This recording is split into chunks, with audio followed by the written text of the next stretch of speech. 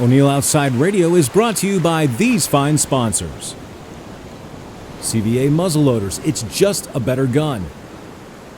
Bojangles' famous chicken and biscuits. WORX Power and Garden Tools. Toyota, let's go places. Visit your local Toyota dealer today. Swaggerty Sausage, the finest premium pork sausage products. Tough Shed, great storage sheds and custom buildings. Timbuktu Outdoors, the ideal solution to live bait. Arctic Ice, the most durable, versatile, and effective cooler packs for the outdoorsman. Terminator, the best food plot implements on Earth. And the Georgia Department of Natural Resources, state parks, and historic sites. From Black Powder headquarters in the Bojangles studio from Three Falls Cabin in the North Georgia Mountains, O'Neill Outside presents CVA Radio. For anything in the outdoors, this is your source. Listen in and call the show with your comments or questions. And now, here's O'Neill. Good morning, boys and girls, from Black Powder headquarters in the Bojangles studio high in the mountains of North Georgia. O'Neill Outside presents, what a surprise, Real Tree Radio. 2 hours of outdoors headed your way this morning, and I welcome you to the program. I hope you'll jot down the telephone numbers and join us if you will. We have a lot of stories to tell, a lot of stories to relate, fishing tips. We have the radio prize package, the Medal of Honor tribute, your calls, and so many, where to place your camera for deer season. We have a lot of recommendations, and we'll hope you'll join us. The sponsors of O'Neill Outside and CVA Radio are CVA, what a surprise, Arctic Ice, Tough Shed, Firminator, Timbuktu Outdoors, the WORX Tools, Stripling's General Store, Snellville Heating and Air, Rocco's, Rita Critter, and a new sponsor, Mark Hurd Fuel, starting today. So welcome, everyone. This is the #1 live outdoor-based radio talk show in the country, and we hope you'll listen, learn from our callers, tips and tactics and things to do or not to do about fishing, hunting, camping, hiking, and encourage you to spend time with your family outdoors. Memories that last a lifetime. So there you are. Telephone numbers are 404-872-0750 in the Atlanta area, and all across North America at 800-972-8255. 95.5 FM on your radio dial and 750 AM on your radio dial, and the Sports Map radio affiliates all over the country. So, man, we've got a full show this morning. I hope you'll find time to join us. We have a couple of stories to tell. I have a story to tell that I would like to hear from you this morning. You be thinking about it. What's the coldest or wettest or hottest day that you ever spent in the field on a hunting, fishing, or camping trip? Interesting. Think about it, and we'll be back. 12 after the hour. I hope you'll find time to join us this morning. Before I get to the stories that we want to talk about, the coldest, the wettest, the hottest, and a few things, and the true turn tackle tips and everything that we cover, I want to encourage you to do the following, because I work with the sponsors as often as possible to get you stuff. I mean, that's what they do. They make products and brands, and I can get some of it for you. There are 110 items involved in the following promotion, and you can be a part of it by visiting YouTube. Everybody knows what that is. YouTube, and visit O'Neill Outside. YouTube.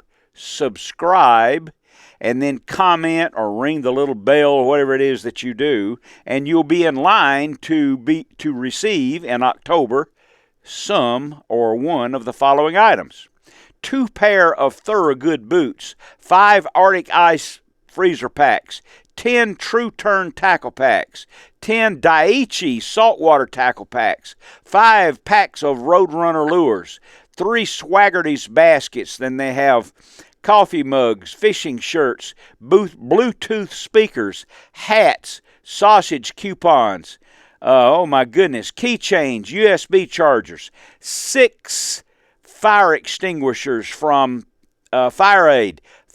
Listen to this. $50 Bojangles coupons to use. Furminator, 2 sets of hanging judge digital deer stands, scales. I can't talk. I slept 2 hours. Give me a break.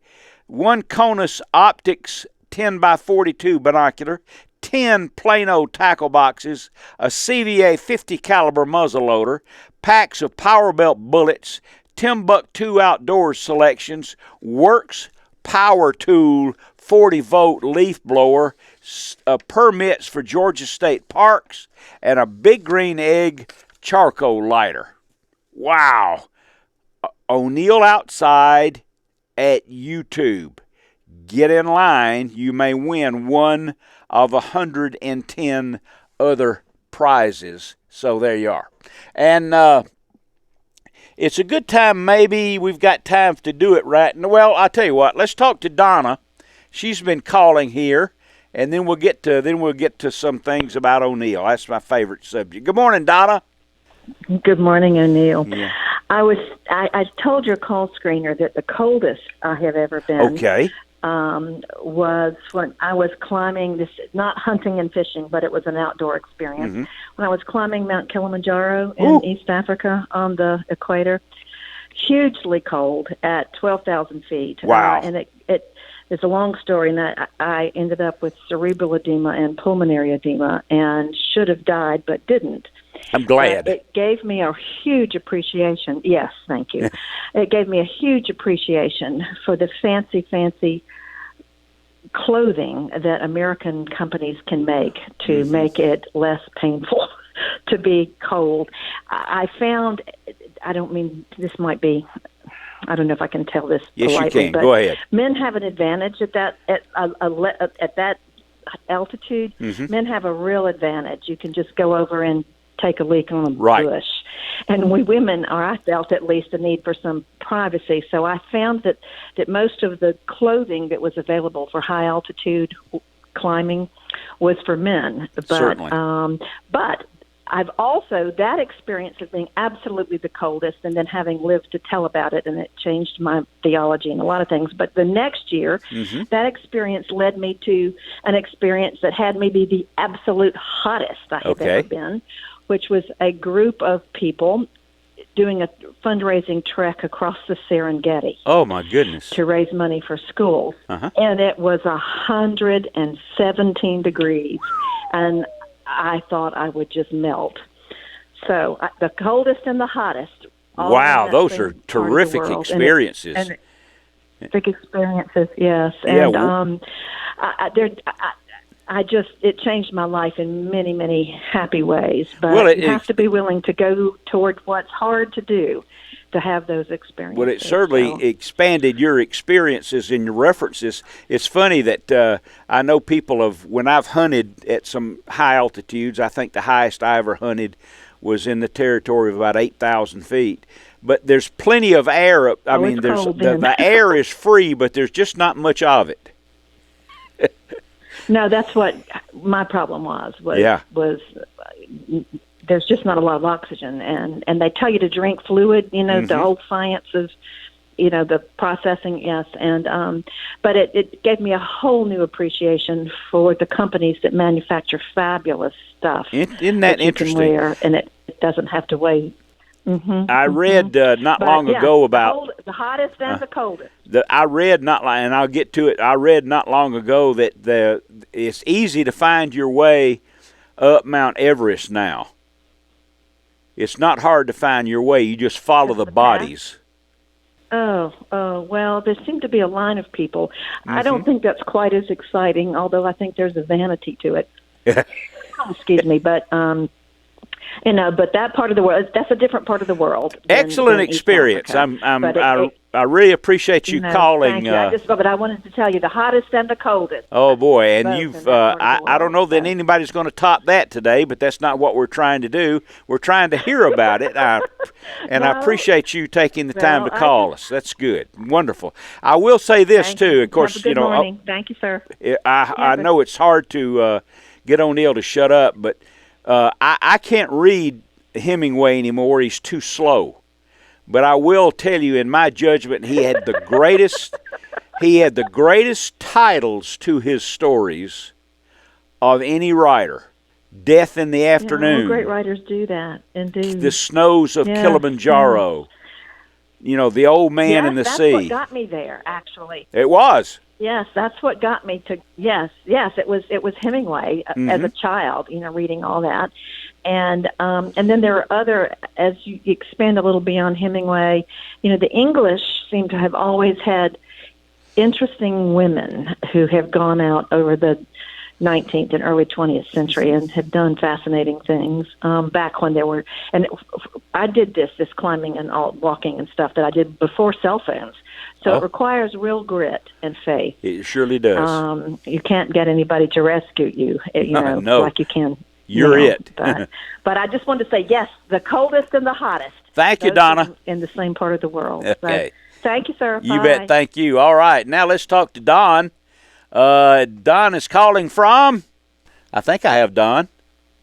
Is Don there? There he is. Good morning, Don. There I am. Yeah, you are, and you're calling Ocean from? Isle, North Carolina, O'Neill. Yeah, that's right. Tell me. Ocean Isle, North Carolina. Yes, indeed. We're familiar with it. So what's going on with you today, sir? Well, last weekend we had the 38th annual flounder tournament. Okay. But due to the China virus, they had to call it off. Mm-hmm. But a friend of mine, she's fished it probably as long as I've been here, and they take a vacation every year and to fish it. So she took the vacation and fished it anyway. And she showed me a picture of the 5 flounders she caught, but they were all over 5 pounds. Oh boy! And to add insult to injury, the picture was all of them on the grill. So she was feeding the whole family. Well, that's where they belong. Yeah. They've had that tournament for 38 years, and normally they have it in June, but last year they put a moratorium in this area on flounder, and they opened it up so they could have the tournament. The Shriners are doing it now, and they had to cancel it. So tell me, Don. I'm running out of time here, but tell me quickly just the hottest or the coldest outdoor experience you ever had? Quickly. Off the coast of North Carolina, fishing. One is 100 degrees on air temperature, 89-degree water temperature, not a breath of air, till we found a rainstorm. We stayed there till stay in a rainstorm. How about that? All right, thank you. I got to go, pal. Thank you for calling. That's me over here. Thank you. You bet. See you soon, pal. Have a great weekend. This is O'Neill. We'll be back. 25 after the hour, and we're talking about the coldest, the hottest, the wettest days. And let's see if Jim from Loganville has a contribution. Good morning, Jim. Good morning, O'Neill. How you doing? Good. I'm doing great. I've called before. What's your the coldest I've ever been? I'm a retired sergeant major out of 5th Special Forces, but I was serving with Charlie Airborne, 4th and 9th Manchus out of Fairbanks, Alaska. Oh, my goodness. And we were on Windy Ridge underneath the pipeline, January 1980, and the command needed to know the temperature, so I had to go out and we checked the temperature. It was 70 below zero on Windy Ridge that night, and we spent 8 days out there because the choppers couldn't fly because of the cold and the fuel. And every time we went to go hit a tree to chop it to try to get wood, it shattered like glass because they were frozen. And so it got to be kind of rough when we ran out of fuel for our Yukon stoves. and it got a little cool in there. In fact, 70 some of the below. boys lit a candle and stuck it in the middle of the tent, and they were all standing up in the middle of the tent with a candle in the middle.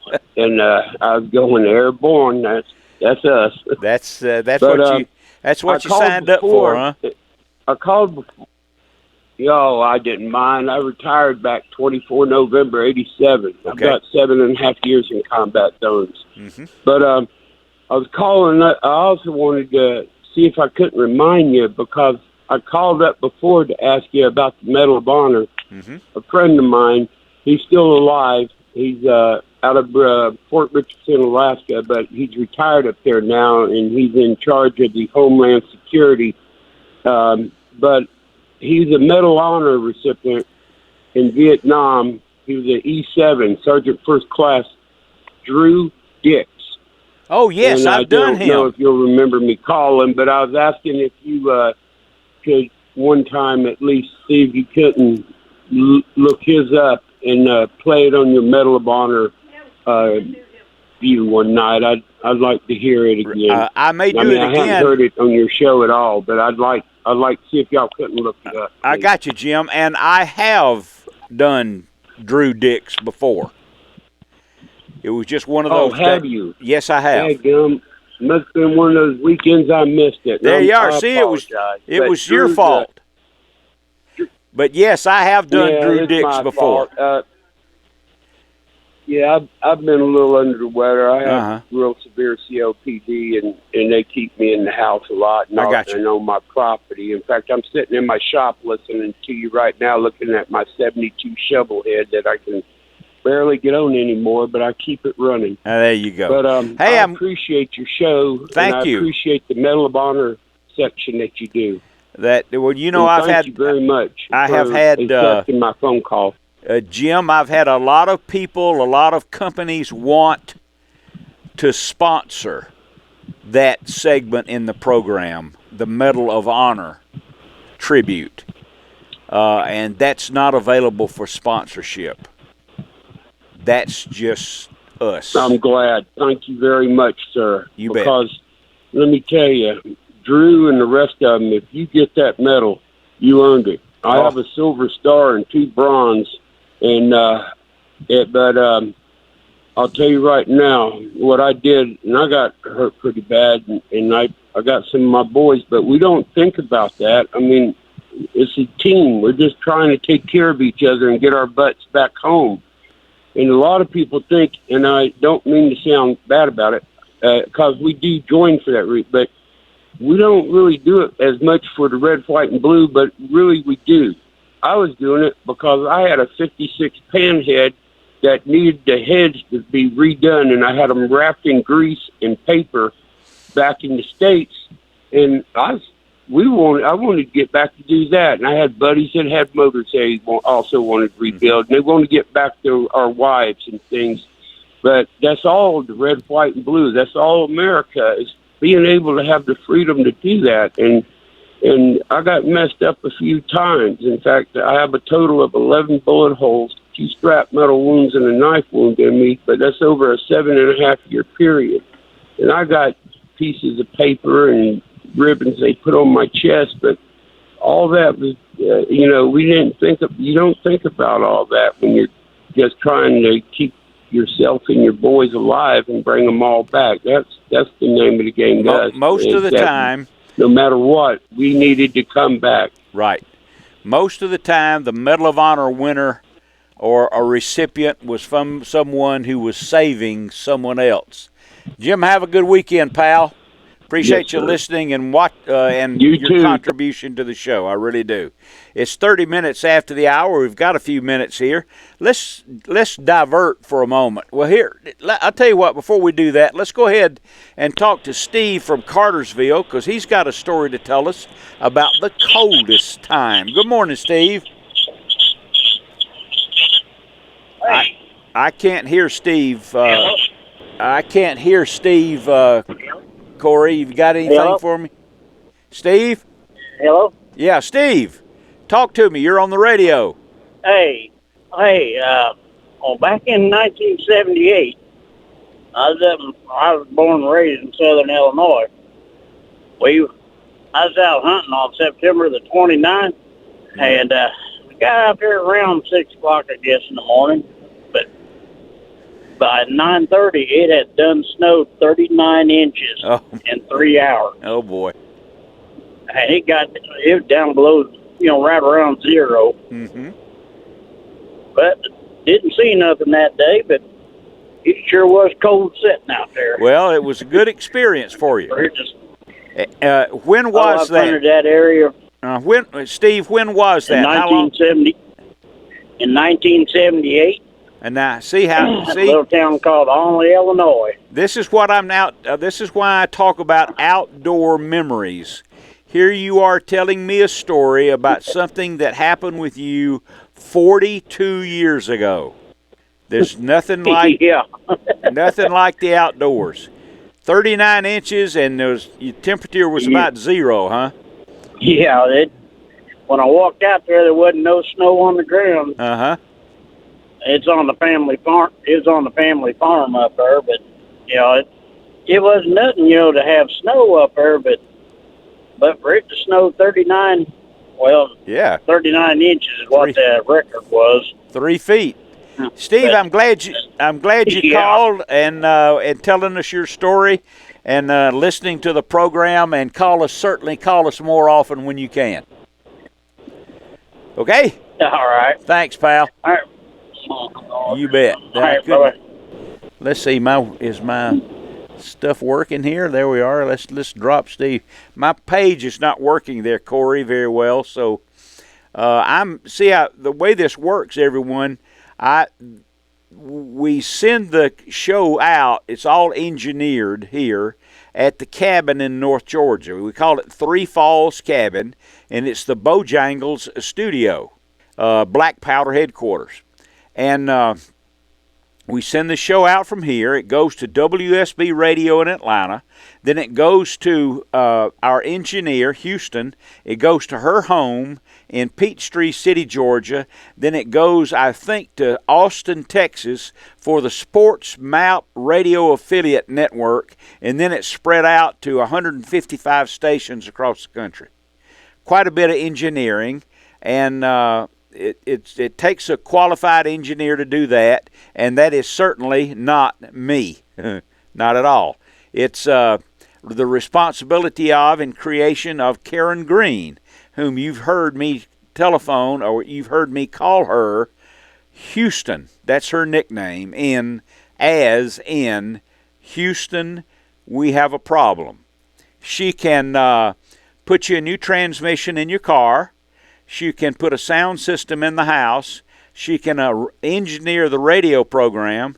She can play a professional saxophone. She's won 2 Grammys for radio recording and engineering, and she's a good friend.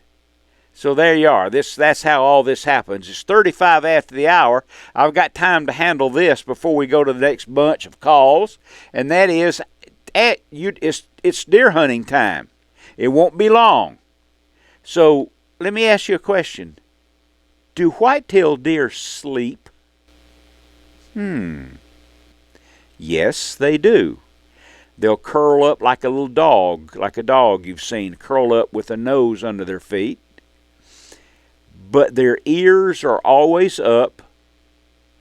They sleep often with their eyes open, and rarely, ever, do they sleep more than 30 minutes. It's interesting because, as you've heard me say, to me at least, the more you know, the better the outdoors can be, whether you're fishing, hunting, camping, hiking, or just taking a gentle stroll in the woods. The more you know, the more interesting it can be. So, do deer sleep? Of course they do. And then the following opinion. Deer that might be bedded down, do you think you can sneak up on one? I've heard people say, I sneak up on them all the time. No, you don't. They know you're there, and they hope you'll just walk by. Believe me, they know that you're there. This is CVA Radio, and this is O'Neill. And if you stay right there, there'll be more because we'll be back. 40 minutes after the hour, if you'd like to participate in the program, the telephone numbers are 404-872-0750 in the Atlanta, Georgia area, and across the country at 800-972-8255. That's 800-972-8255 on the Sports Map Radio Network and the WSB AM signal as it covers the East Coast.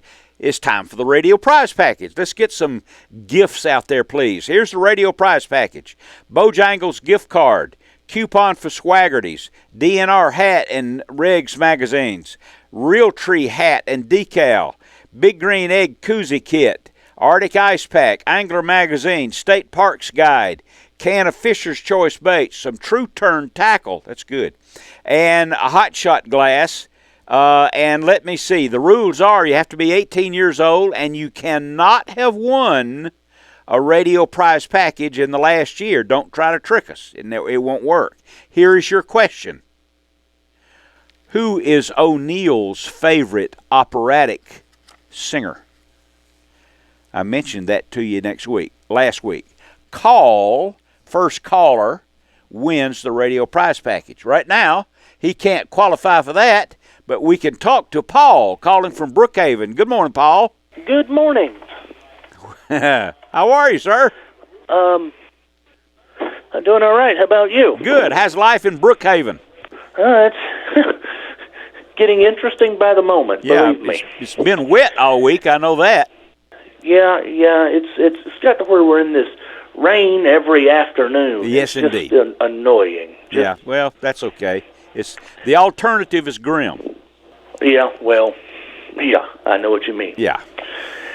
I have an interesting story for you. This ain't precisely what you're looking for, but okay. I think you'll appreciate it. I'm sure I will. Nevertheless,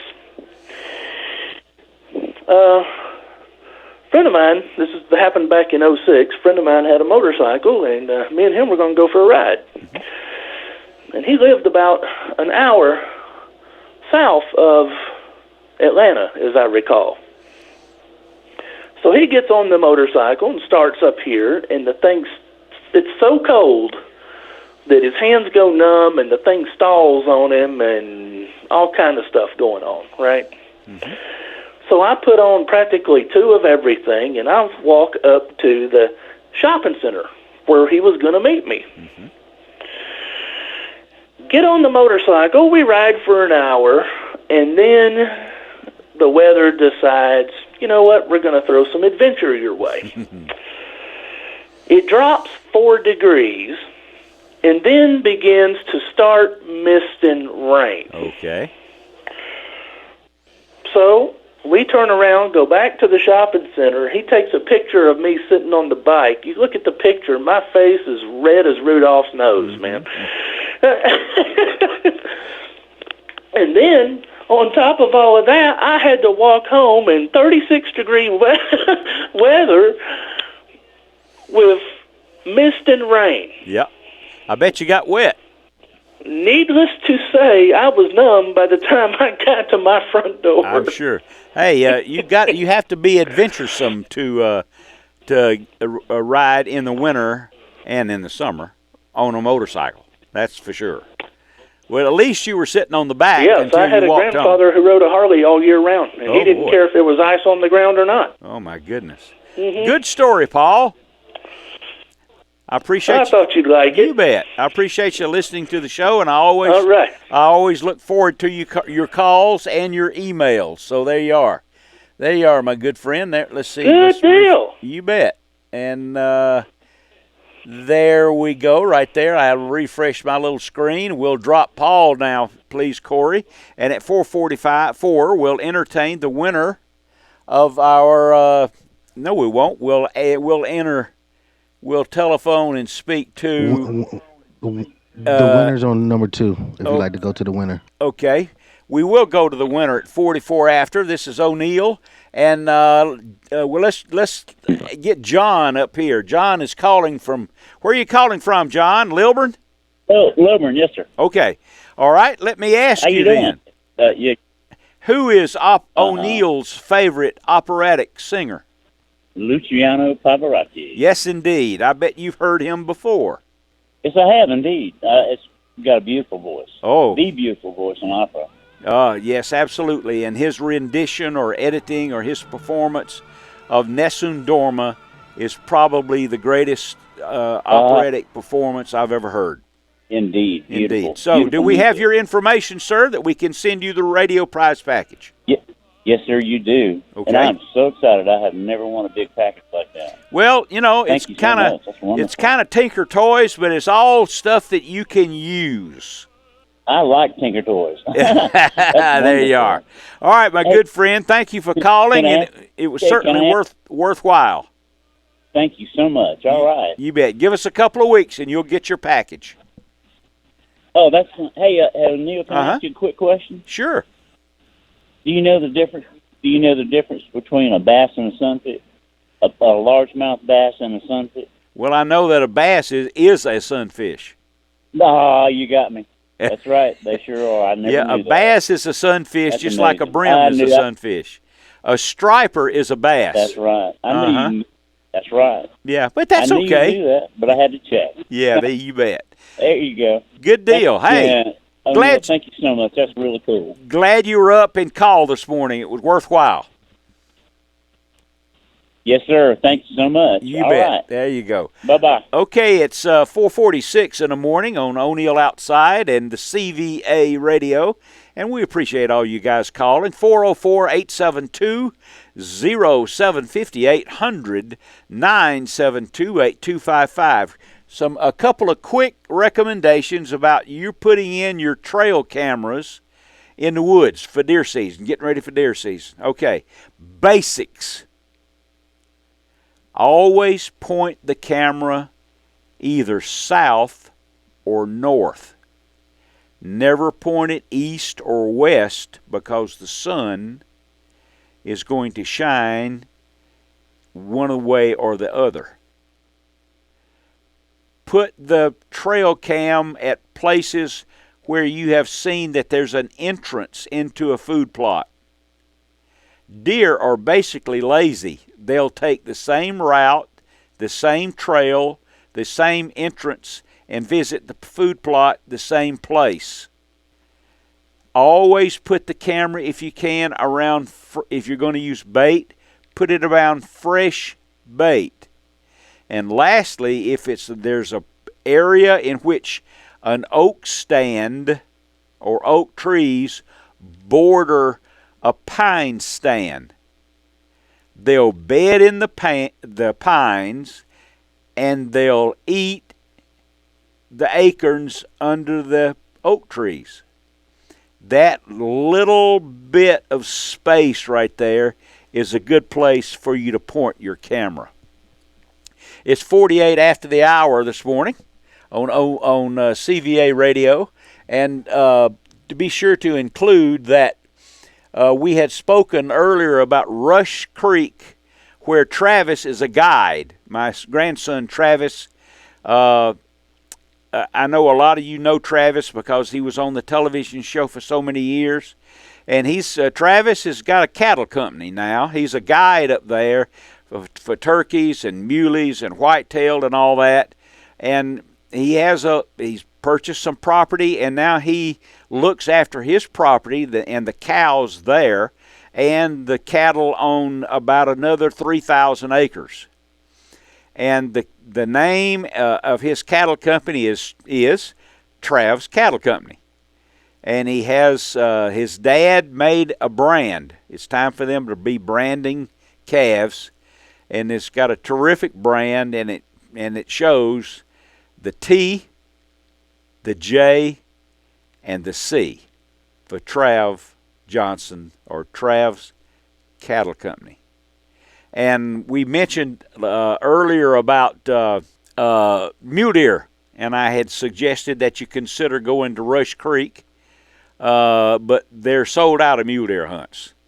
But they do have some whitetail hunts available, and you can hunt with Travis at Rush Creek Guide Services there in Texas, Rush Creek.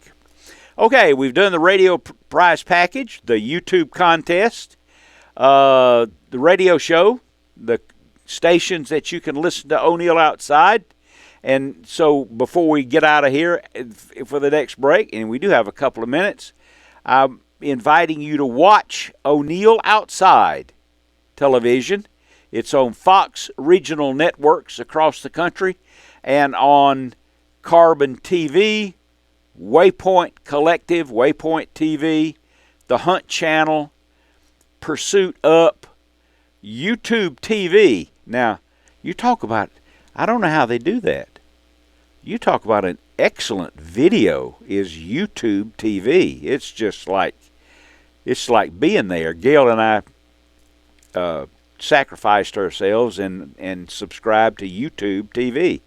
Wow, it's worth it. So there you are. It's 51 after the hour. The telephone numbers again, 404-872-0750, 800-972-8255 to in the Atlanta area, a local number, and the 800 number across the country. So isn't that something? No calls. That's unusual. Something must be going on, but I don't know what. 51 after the hour. One of the things now, it's still summer. It's August. It's still summertime. It's not, fall fishing is not going to start, anytime soon. Here's a little tip about summertime deep water bass, largemouth, or striper fishing that may get you an extra bite. Always put the sun in your face. So if you're fishing over deep water brush, if you're fishing over a stand of trees, a brush on the side of a point, maybe a stump field, an old submerged stump field in deep water, put the sun in your face, which puts the shadow behind you. Having the shadow over the brush, over the stumps, over the trees, may reduce your bite if there's a school of fish there. Will it catch 50 fish instead of 2?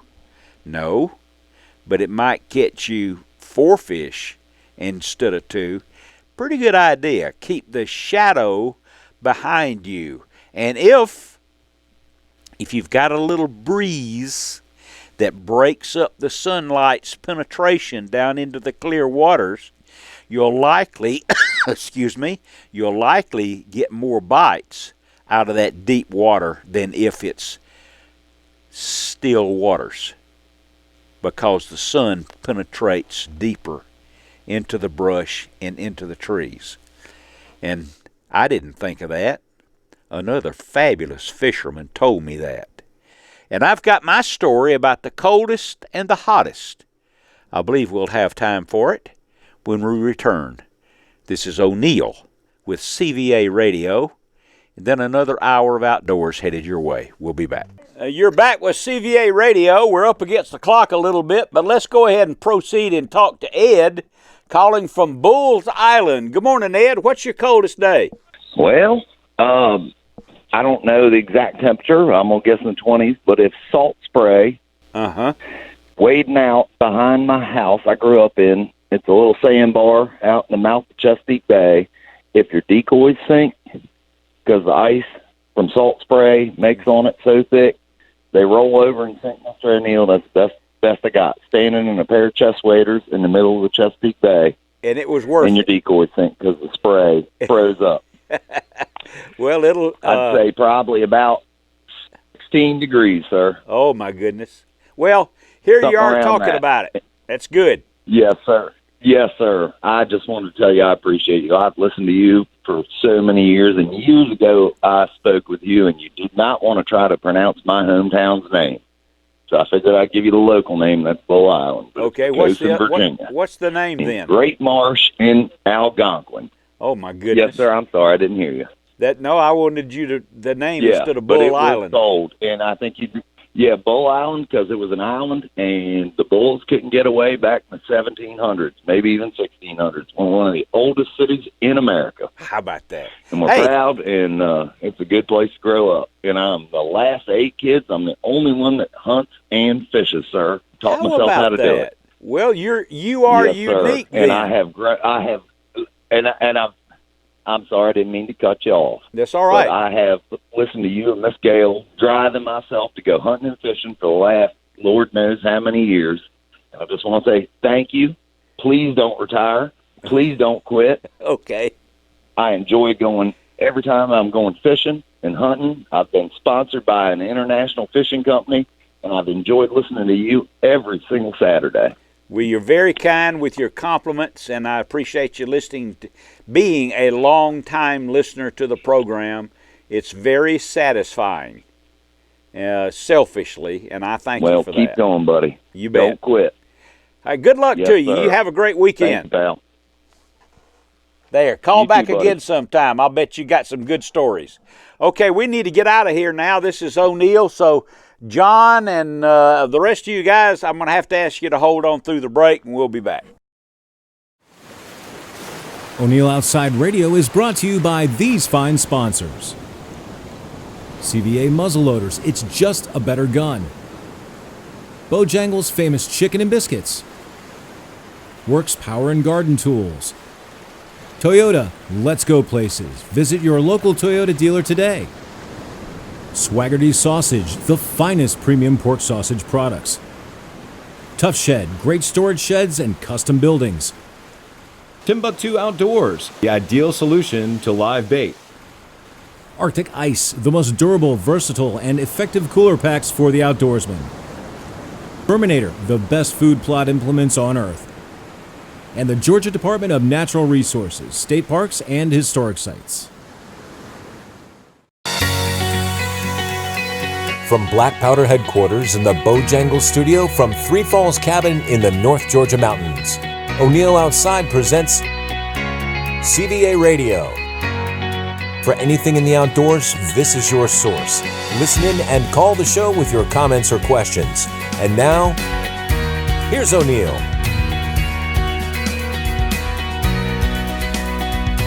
Good morning, everyone.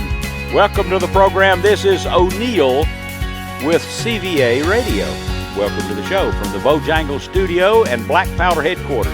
Everyone's been holding on quite a while, so we'll sit back from our traditional introduction and go ahead and jump into the calls. First of all, to John calling from the Catskill Mountains of New York. Good morning, John.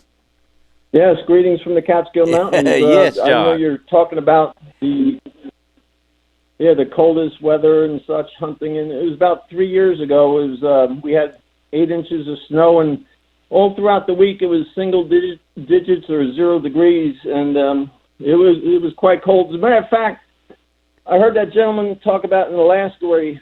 He hit the tree with an axe and it shattered. Up here, when it gets really cold in January, matter of fact, the Indians used to call it the moon of popping trees. Oh. Where the trees would just make a popping sound like a shotgun blast. But anyhow, when I was hunting in November that year, a tree popped in between me and my buddy. He was about 300 yards away. That's how cold it was. But I got a deer nevertheless. But boy, it was. What, the tree just explodes? I'm not sure what it is exactly. If it's sap inside of it, or making that noise, or they just creak a little bit. But it sounds just like a shotgun going off, and it's on a dead calm night too. You know.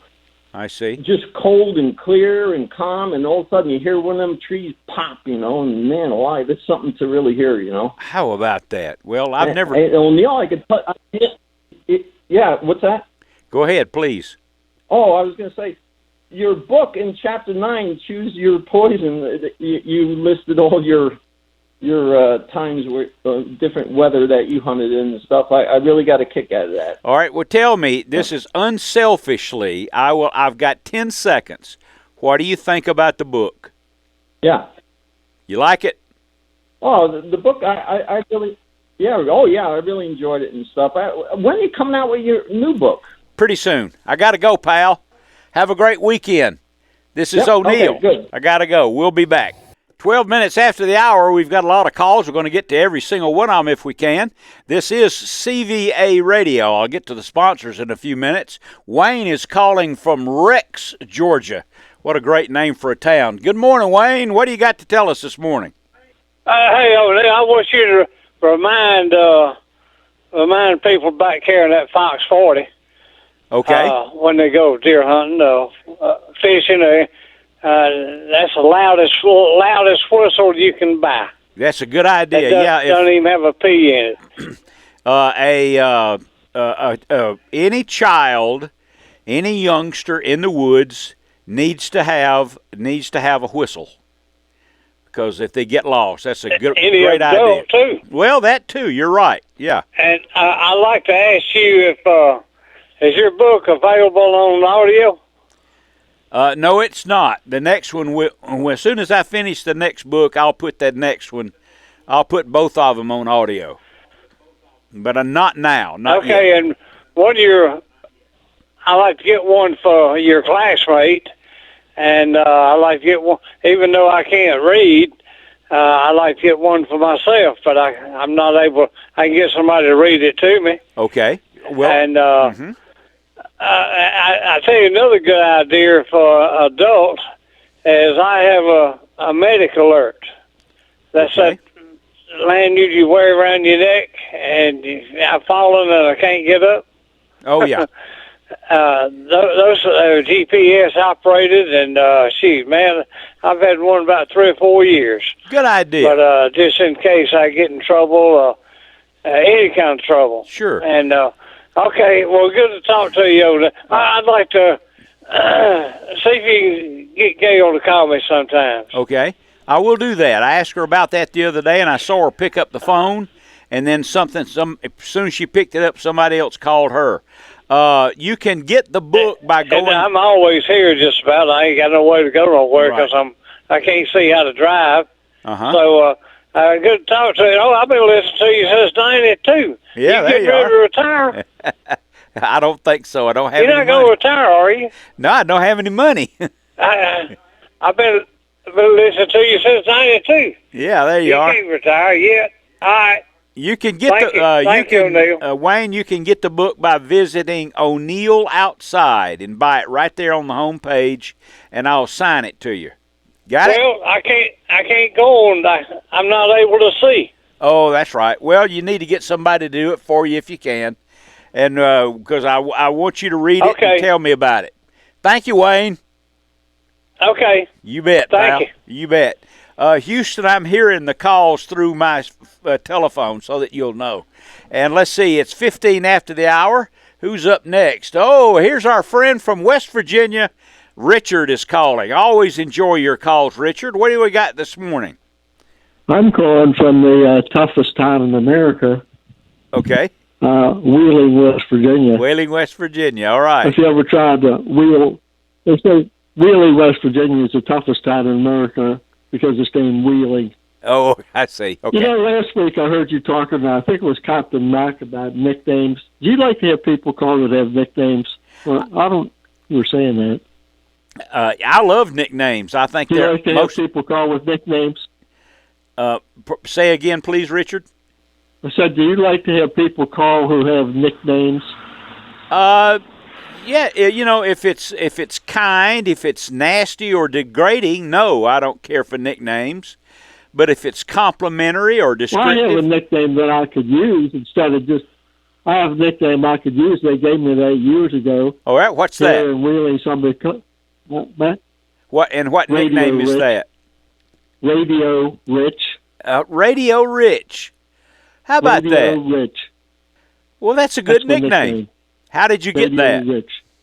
Because of all the radio shows that I have called in the past, and all the celebrities that I talked to, that's why they call me Radio Rich. Radio Rich. Well, see, now that's very descriptive and kind, and it fits you perfectly, I believe. What do you think? Well, I definitely think it fits me perfectly because I have called a lot of different radio shows and I have talked to a lot of different celebrities. So have I earned the nickname of Radio Rich? Yes, I have. Yes, you have. You know what? Can I use Radio Rich when I call? Absolutely, and I'll know immediately who it is. Do you want to know what my nickname is? Yes. I'm not going to tell you. What do you think of that? Well, you recognize when you go to different places, different stores, when you open your mouth, that they know who you are? Yes. I'm recognized usually by my voice. Not even though I've been on television for 40 years, I'm usually recognized by my voice instead of how I look. So if you go ahead. If you go someplace that you've never been before, they would recognize your voice. Yeah, that happens I'm quite not sure often. If I would or not. Quite often, very unusual places. I've been recognized in the airport in Detroit. I've been recognized in South America, and people will come up to me, you name it, New York, all over the country. But usually it's my voice. People, and then I'll get to the next caller, but people usually, Radio Rich, usually are surprised that I'm not a big guy. They think because of the way I look on television that I'm a big fellow. I'm not. I'm 5'7" on a good dry day. Well, I'm not even that. Yeah. Okay, here's a question I wanted to ask. It has to do with catfish. And I've always wondered this. I've always had a problem when you catch a catfish because they have those barbs on you that will sting you. Yes, they are. How do you hold one when you catch them? How do you hold it? Well, you don't hold. Excuse me. You don't hold it by those fins. That's for sure. But those ready-made fins, hold it from the bottom and hook your index and middle finger around his dorsal fin. His pectoral fins, and then you can get right to him, and you stay away from that dorsal fin. That's how you hold him. He's a good fish. His whole body, up and down both sides, at his whole body and up and down, and those barbels are all taste buds. That's how he finds his food. He swims along and he tastes. Okay.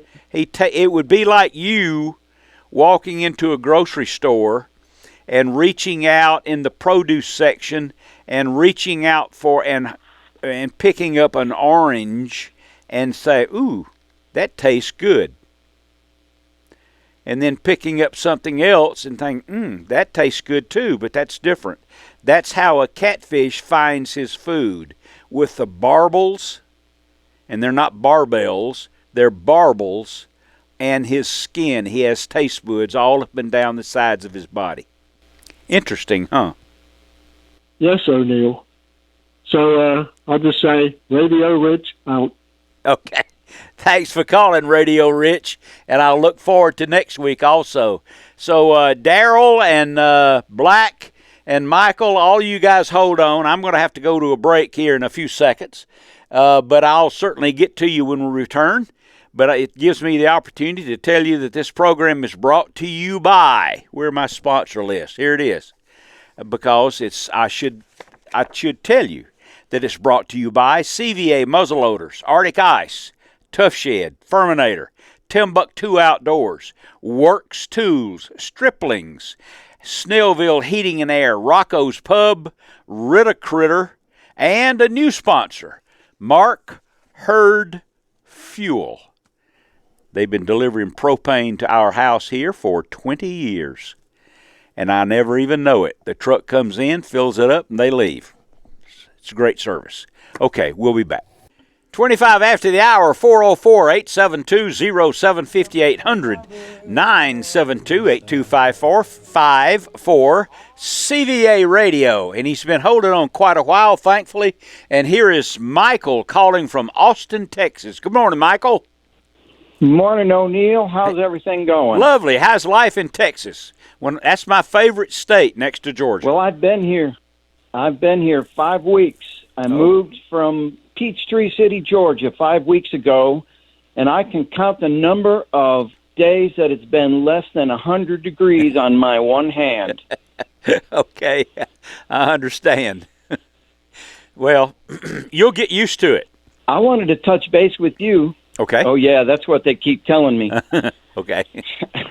I wanted to touch base with you. You mentioned a couple things, and I hadn't heard you talk about lately. You talked about a podcast that you've been working on. I wanted to see how you were doing with that. Okay. And you also had a guest on one time called Mike Buchanan talking about a movie you're going to be in, and maybe you could update your audience on those. Okay, thank you for asking. The podcast you can listen to, and I think I'm right on this. You can listen to the podcast that's listed on Carbon TV, Waypoint Collective, Apple, Stricter.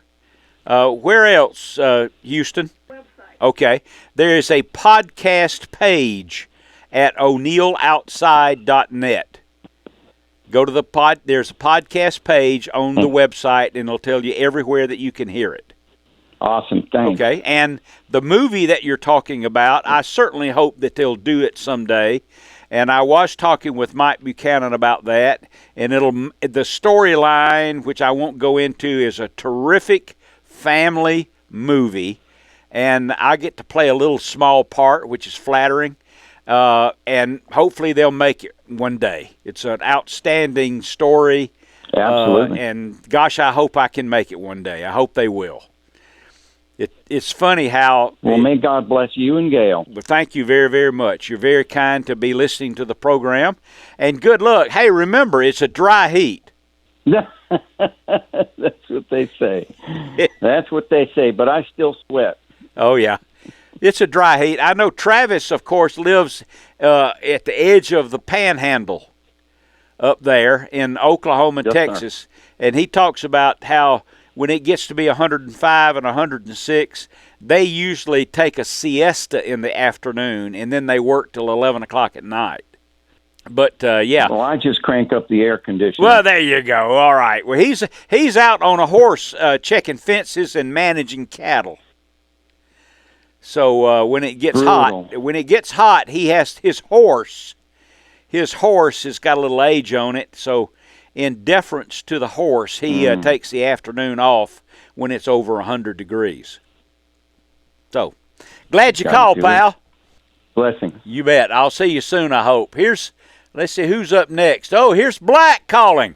Hey, Black, did you get your books? No, that's what I told Jason I was going to get on your noggin. Oh, I can't believe I can't get that done. All right, well, we won't. We'll get your address. I know Allison has it.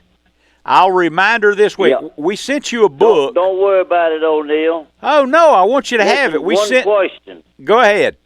No, you go ahead. Go ahead. I was just going to say, what you got the book, but you didn't get a hat. Is that right? No, I ordered the book and 2 hats, and I said I'd send you the money. And you didn't get anything. Didn't get anything. When I think the black guy was on there when he took the order. Okay. I'm going to put you on hold. But anyway, what was your largest deer? What was your largest deer? I want to see what kind of memory you got. My biggest deer came from Oklahoma. Where the heaviest deer came, and I'm talking about the spread. The spread was O'Neill. All right. The spread was a deer I killed in Oklahoma. He was 21 points, and I think the inside spread was 26 inches. Well, you got some more. You got some here said. I thought you said 167 inches. Yeah. The score for the deer was 167 inches. That's correct. That's what I meant to ask you. I'm sorry. Yeah. The scores. Listen, don't worry about it. God bless you. Hey, my hottest day was in the Republic of Vietnam, 100 and over 20 degrees. My coldest was out in St. Louis. I forget how cold it was, but it was snowing so hard I had to pull off the road. Well, it was down below 0, I think. Oh, boy. I'm going to put you on hold again, and we're going to get your address because I want you to get those things, okay? Okay, O'Neill. I'm gonna put you on hold, and then I'll get your address. All right, let's see. It's 30 minutes. Excuse me. It's 30 minutes after the hour. Now let's talk to Daryl. Is calling from Dallas. Good morning, Daryl. Thanks for calling the program. Well, yeah, I live in Dallas, but I'm actually in Maine with bear hunting. Well, we ain't gonna bear hunt today. Right. We're gonna bear hunt Monday. Uh-huh. Today will be the kids' day to bear hunt up there, and then the regular season for everybody else starts Monday. So we're gonna see if we can't get Yogi and Boo Boo. So, okay. That's what we're gonna try to do. Now, I'm gonna try to get Yogi because Yogi's the biggest one, and Zachary, my son, he's with me. So he's 23 years old, so he's with me, and I think he might try to get Boo Boo. Okay. Well, let me ask, now, where are you hunting, Daryl? We're in the White Mountains of Maine. Oh, my goodness. And I mean, in the mountains, too. I see. So, now, in Maine, you're hunting black bear, presumably. Yes, sir. What is the range of weight that you'll see? In other words, what's a truly big bear in Maine? Well, probably in the 400-pound range. Yeah. Probably the 400-pound, a big one. Okay. We seen a big one. Me and my buddy up here last year seen one, and he's been up here all his life. And it crossed the road. He said it'd probably go 550, 600. Oh, that's a huge animal. That's a huge animal. But on the average, a big one, a big mature male, he'll weigh 450. Wow. We got some on camera up here. Every bait site, we got 5 bait sites. Every bait site up here has got bears showing up. They anywhere from little puppy-sized cubs all the way up. One's got probably 500 pounds right now on the camera. What's the limit for bear hunting in Maine? 2. Well, 2. How about one with a firearm, one with a firearm or archery, okay, and one with trapping. And we don't trap, but you can get one with trapping. It has to be a foot snare, and you get one with firearm, okay, or archery. Well, in a given, I'm interested in this. In a given day, 2 things. How is it that you hunt? Do you hunt from a stand? Do you track them? How do you hunt bear in Maine? Well, hunt a stand or hunt a blind, ground blind or stand. And usually we're somewhere 30 yards, archery 30 yards, and gun, firearm 50, 60 yards. Interesting. And the woods is so thick up here, you ain't going to get no... If you got a good shooting lane, a real good shooting lane, you might get a 40, 50-yard shot with firearm if you got a real good shooting lane. Okay. Because, I mean, it's wilderness up here.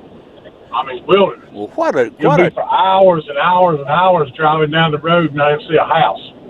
Well, what an interesting hunt. That's I find that very interesting that you go to Maine for a black bear hunt. That sounds marvelous.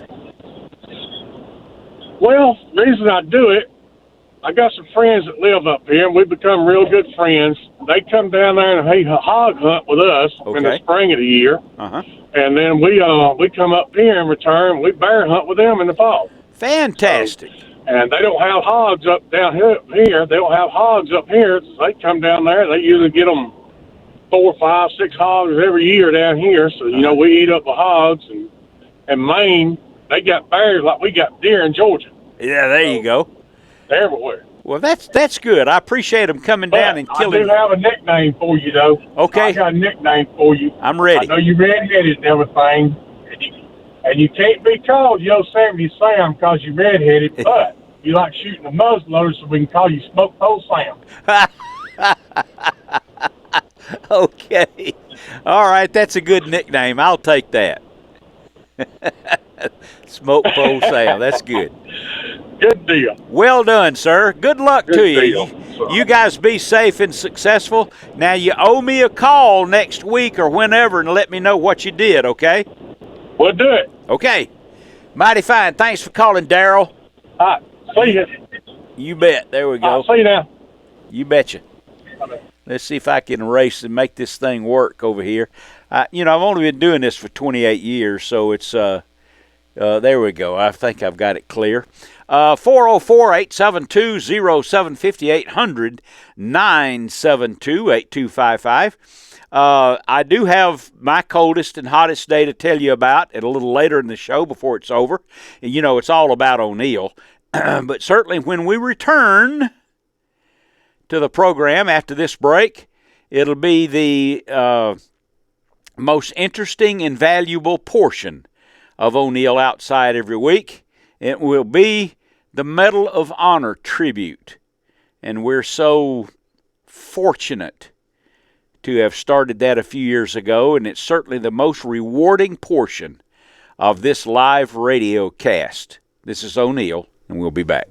40 minutes after the hour, the most cherished portion and entertaining and meaningful portion of the program now begins, and it's called our Medal of Honor tribute. Honor, courage, and strength of character. These qualities are embodied by the recipients of the Medal of Honor. Now let's recognize this week's Medal of Honor recipient on O'Neill Outside. Paul R. Smith, Army, Sergeant First Class, Iraq, 2003. Sergeant Smith was engaged in the construction of a prisoner of war holding area when his task force was violently attacked by a company-sized enemy force. Realizing the vulnerability of over 100 fellow soldiers, Paul quickly organized a hasty defense consisting of 2 platoons of soldiers, 1 Bradley fighting vehicle, and 3 armored personnel characters. As the fight developed, Paul braved hostile enemy fire to personally engage the enemy with hand grenades and anti-tank weapons, and organized the evacuation of 3 wounded soldiers from an armored personnel character struck by a rocket-propelled grenade. Now, fearing the enemy would overrun their defenses, Paul moved under withering enemy fire to man a .50 caliber machine gun mounted on a damaged personnel character. In total disregard for his own life, he maintained his exposed position in order to engage the attacking enemy force. During this action, he was mortally wounded. His courageous actions helped defeat the enemy attack, resulting in as many as 50 enemy soldiers killed, while allowing the safe withdrawal of numerous wounded soldiers. Sergeant First Class Paul Smith's extraordinary heroism and uncommon valor are in keeping with the highest traditions of the military service and reflect great credit upon himself, the 3rd Army Infantry Division Rock of the Marne, and the United States Army. Sergeant First Class Paul R. Smith died that day in Iraq, 2003, 17 years ago. That is a hero. So, let's return to the subject of our radio program this morning, of its many subjects. And so let's talk about deer hunting with, I believe it is David is calling. Good morning, David. Welcome to the program. Welcome. Morning, O'Neill. How are you? Lovely. Good morning. Having a nice weekend? You're off to a good start. Yes. Yes, sir. I'm on the way to work at the golf course. I just had a quick question. Okay. We've got a farm down in Noonan, and I was wondering when the best time to do the food plots is, a month before, 2 months before, and then how long to stay away before the season. All right. Plant it just, whatever it is that you plant, of course, you have to anticipate that it's going to last. So 2 months before for the food plot, and 1 month that you don't show up. Your preparation. So 1 month you don't show up at all, right? Yeah, 1 month prior, you stop going. I know people make a mistake. They go to the deer woods and check their cameras once a week. That's too often. stay out of there. You'll be able to see and develop a pattern during the first month. The second month, you stay out of there, because the deer will pattern you. The deer. Right. So, have you hunted this property and put in food plots before? Yes, it's our property. We've done it. Okay. So having food plots there is not a new thing. Right. We just think we did it too late last year. Okay, well, could be. Earlier is better. It has to be something that they're used to having there. Right. Yeah, okay. Well, you're on board. Good luck to you this season. Thank you, O'Neill. You bet. Call anytime. Love to hear from you. Love to hear from you. Now let's talk. Let's talk now to Mark. Mark is calling from down in Camden County, and he's probably Mark, good morning. Good morning. Well, how was my advice today? I called you a month ago. That was excellent. The only thing that I would add is make sure and check the acidity of your soil. If you're don't get your dirt in balance. Yep. You're wasting your money and your time. Yeah, it's like throwing money away if you don't get a soil test. That's correct. Well, good point. Good point. That's right. If you need alignment, then if you need alignment, make sure in alignment. But remember, I called you about a month ago to go check my stands and line up the forestry service to do my plowing for me. Oh, and, good.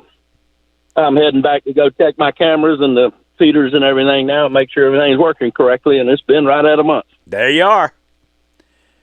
Well done. I knew I could get one thing, the rut, again. Yeah.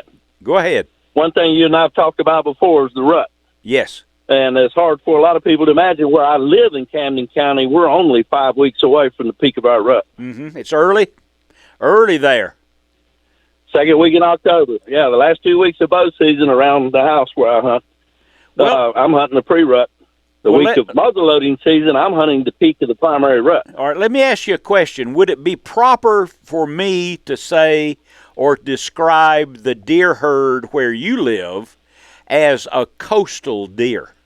Very much so, and I believe our deer are the hardest of the subspecies of white-tailed deer to hunt that there is. And I've hunted deer in a lot of places. Yep. And if you believe in genetics at all, I believe part of the reason is it's one of the few areas in the state of Georgia that has never not had a deer season. Back when the majority of the state was almost completely devoid of deer, we've always had deer along the coast and in the southeast corner around the Okefenokee Swamp. We had deer seasons in the 50s, 60s, and 70s. Oh, I see. And I believe our grandparents and great-grandparents, they shot all the stupid deer a long time ago, so we've been breeding really, really smart deer.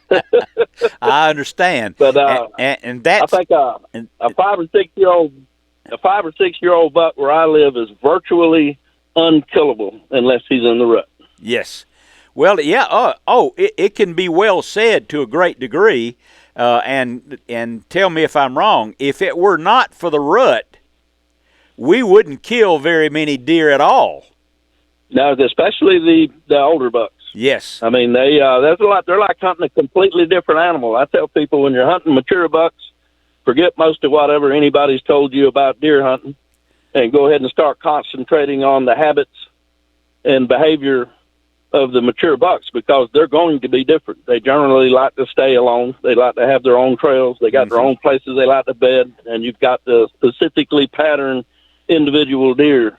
Yeah. And I've taken older bucks that I've hunted for as long as 4 years, and I never saw them until I was fortunate enough to be able to get a shot on one. Well, as a matter of fact, I don't deer hunt very often anymore. However, I would say that to me, as a hunter, when I was extremely active, the hunt for a particular deer adds quite a bit to the season.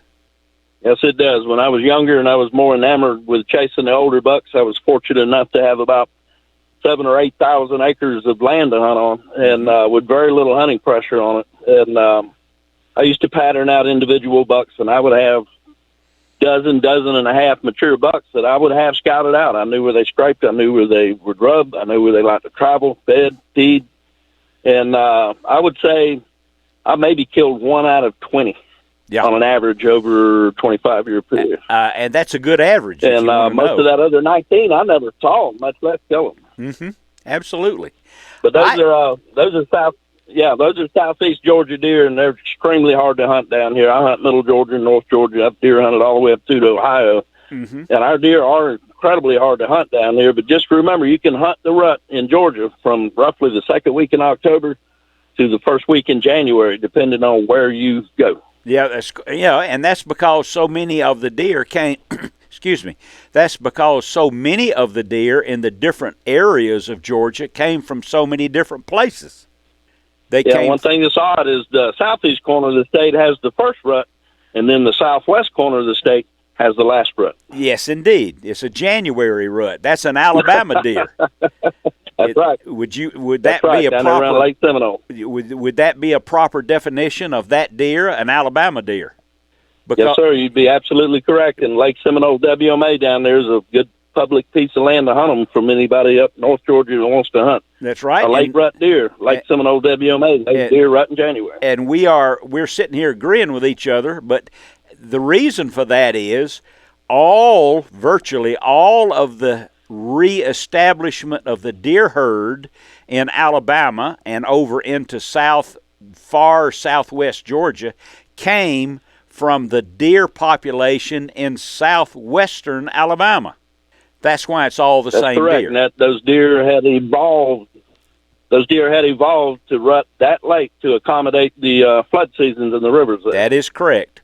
Man, where did you learn all that? That makes any sense. It does.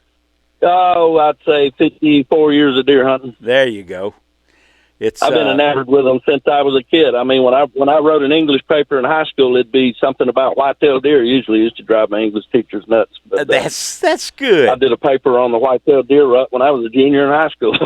How about that? That was a long time ago. How about that? Yeah, I bet people were surprised. No doubt. Oh, yeah, that's been my thing. You know, you had a fellow talking earlier about nicknames. My nickname in high school was Yule Gibbons. Good for you. You remember him? I do. I remember one time he was on television, and he was a dog guy, right?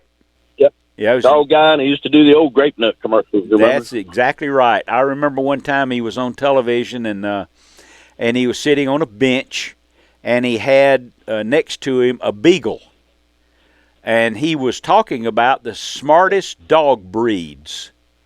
And he said that the smartest dog breed in the world is likely to be the Border Collie. The second smartest... Border Collies are smart. Go ahead.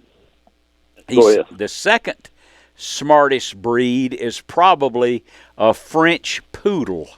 He said he can't help his haircut. That's all right. One of the dumbest breeds. I'd throw a Boykin Spaniel in there, too. Yeah, believe me, yes. And he said the dumbest may be, and he put his hand on top of the little beagle.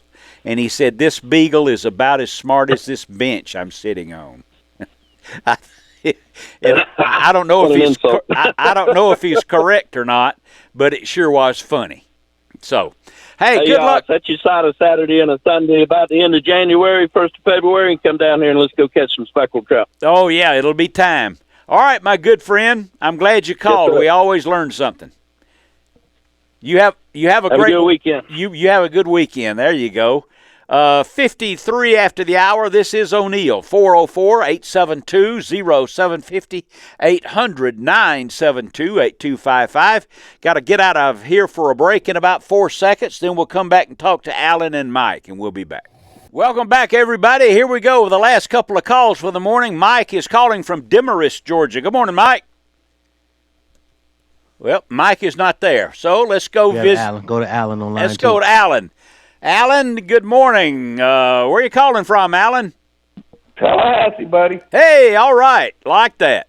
Hey, the gentleman you were just talking to about mature deer, we finally got our new cameras out and got the food plots and everything finished up. My question to y'all is, we talk about mature deer. Those are deer that are 4 years old and older, I would say. Yes. what helps you to look when you're looking at these deer that helps you age a deer? The sag in the back, the belly. You know, what are some keys that help age a deer? Okay, that is what you're talking about.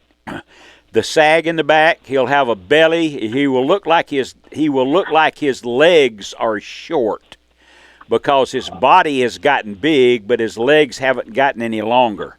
He will look like his neck is real short because he's gotten bigger, but his neck hadn't. And lastly, then, and it'll be hard to say, but his facial hair, his facial fur will be light colored, just like an old man. Now these are deer that are starting to be 4 to 5, 6 years old, right? Yes.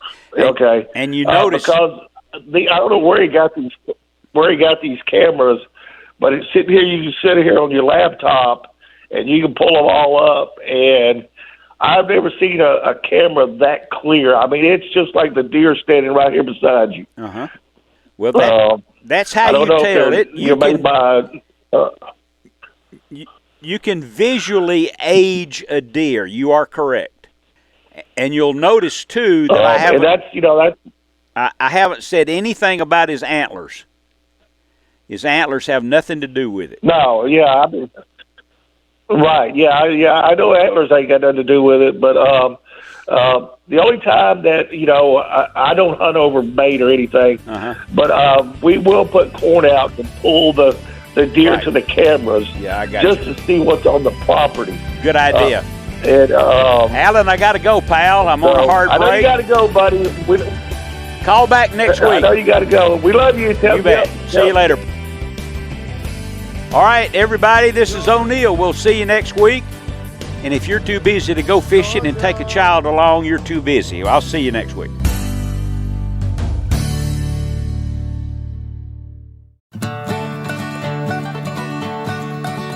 I once asked a mighty hunter, coming home from the field, how he came to possess such mighty hunting and fishing skill. He said, "I'll tell you a secret, son. I learned everything I know from listening to O'Neill Outside on my radio." O'Neill, O'Neill, O'Neill Outside.